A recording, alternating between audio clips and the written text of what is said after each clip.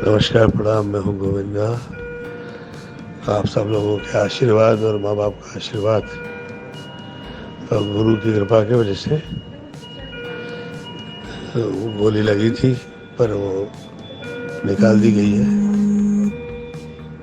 मैं धन्यवाद देता हूँ यहाँ के डॉक्टर का, आदरणीय डॉक्टर अग्रवाल जी का, और आप सब लोगों की प्रार्थनाएं जो है, आप लोग का धन्यवाद। प्रणाम।